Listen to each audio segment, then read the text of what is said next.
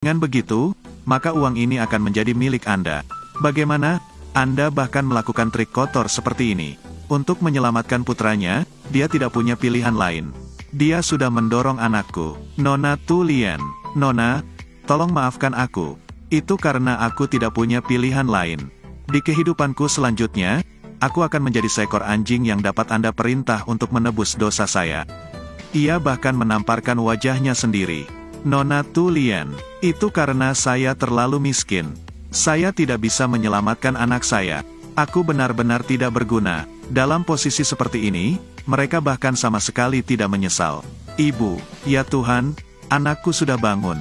Bu, sepertinya aku ingat. Dialah yang menyelinap ke ruang ganti dan meninggalkan kalung itu di lemari.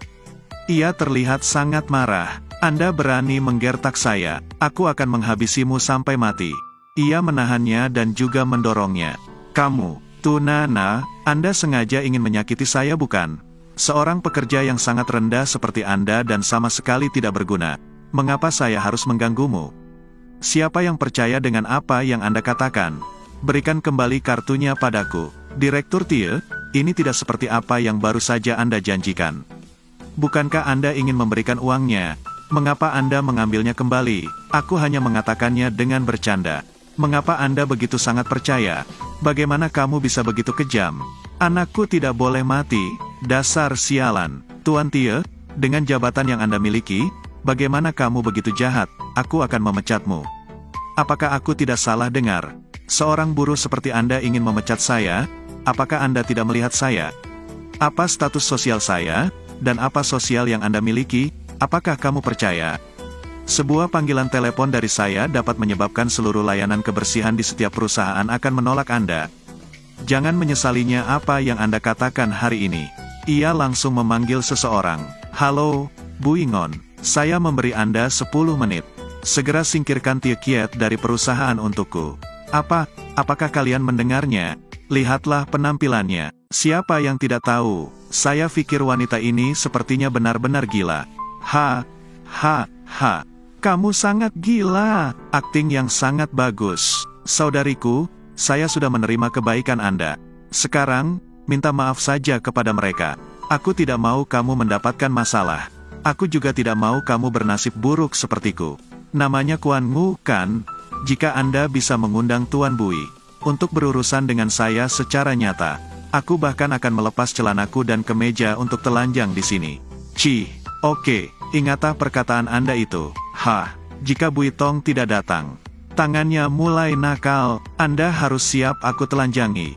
Setiap saya memiliki waktu luang, datanglah ke kantor dan layani saya dengan baik. Singkirkan tangan kotormu itu sialan. Ia langsung memukul wajahnya. Ini sudah tidak masuk akal. Pergi ke kantorku dan layani aku dengan ramah. Anda berani memukul saya. Apakah kamu bisa mengalahkanku? Jabatanku lebih tinggi darimu. Anda bahkan berpura-pura menelepon Bui Tong untuk datang ke sini. Ia pun datang. Tie Kiet, Anda sangat berani. Jika itu benar, segera hubungi Direktur Bui ke sini. Tie Kiet, kamu sangat berani rupanya. Bui Tong, Direktur Bui. Ia langsung menghajar wajahnya. Tie Kiet, bukannya dia sendiri yang mengatakannya. Jika Direktur Bui datang, apakah Anda akan melepaskan baju dan mengundurkan diri? Tie Kiet, Anda akan dikeluarkan dari perusahaan. Namun sang presiden memberikan kode. Apa kamu yakin? Tidak. Apakah dia berpikir untuk jangan mencetnya sekarang? Itu benar, dia pasti sedang melakukan penyelidikan untuk menunggu kita menangkap orang di balik mereka. Dengan begitu kita bisa menanganinya dengan mudah. Sekarang mungkin bukan waktu yang tepat. Baiklah, mulai hari ini, kalian berdua tidak boleh melakukan penindasan lagi. Setelah itu, kerjakan pekerjaan sampingan di perusahaan cabang. Jika ada masalah yang terjadi selama periode waktu ini, jangan ada di antara kalian yang lari. Baik, terima kasih. Saya akan pergi bekerja sekarang.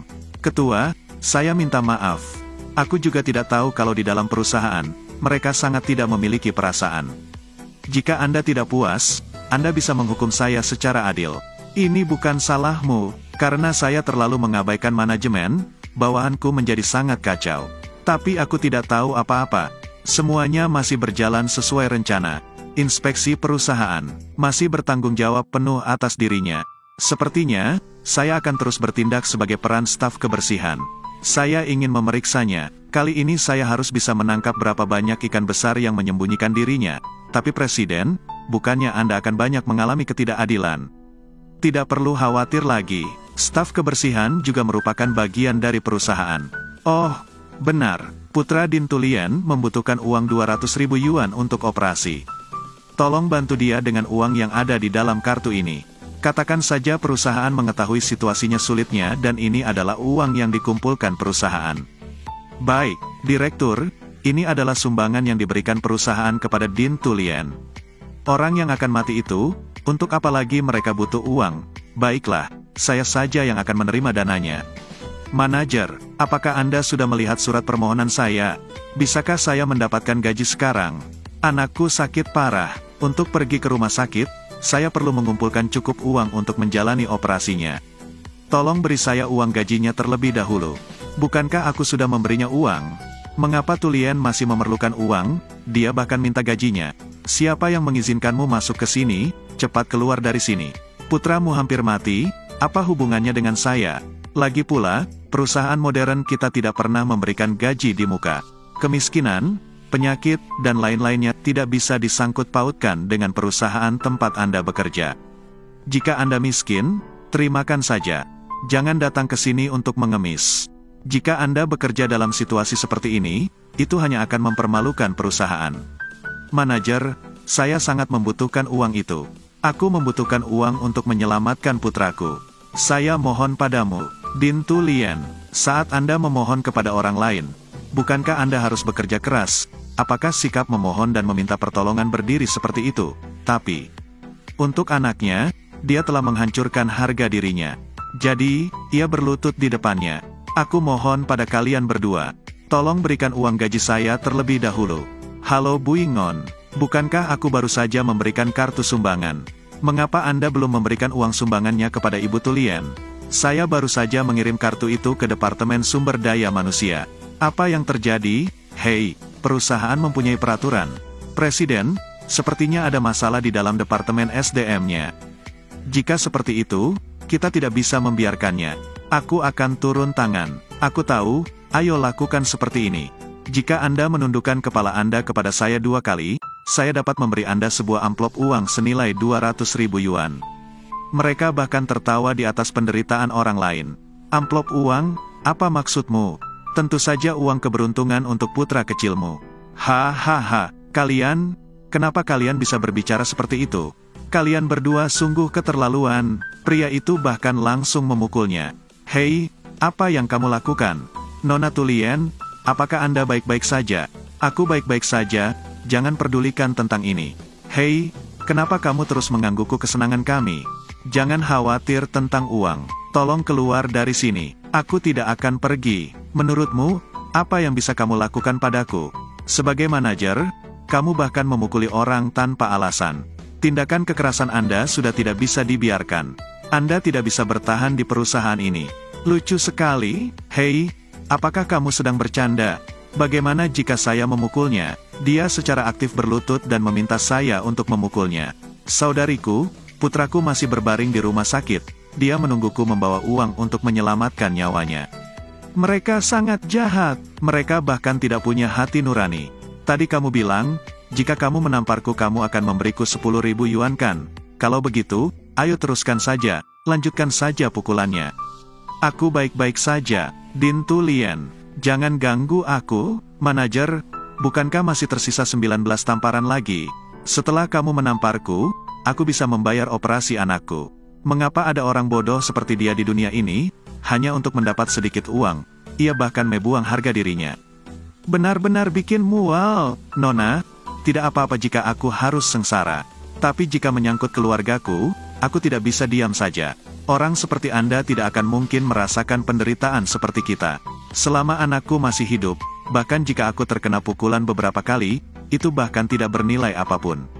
Pukul saja aku. Dia sudah gila. Nona Tulien, Anda tidak perlu berkorban seperti itu.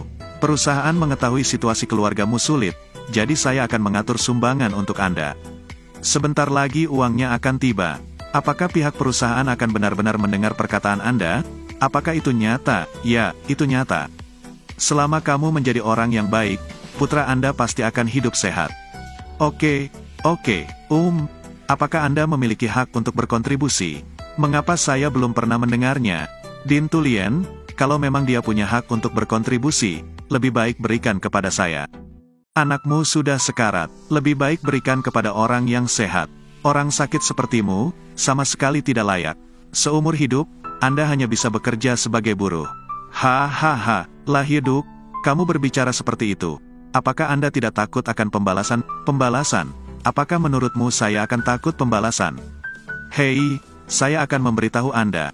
Perusahaan tidak mengatur hak kontribusi apapun. Jangan datang ke sini dengan berbicara omong kosong.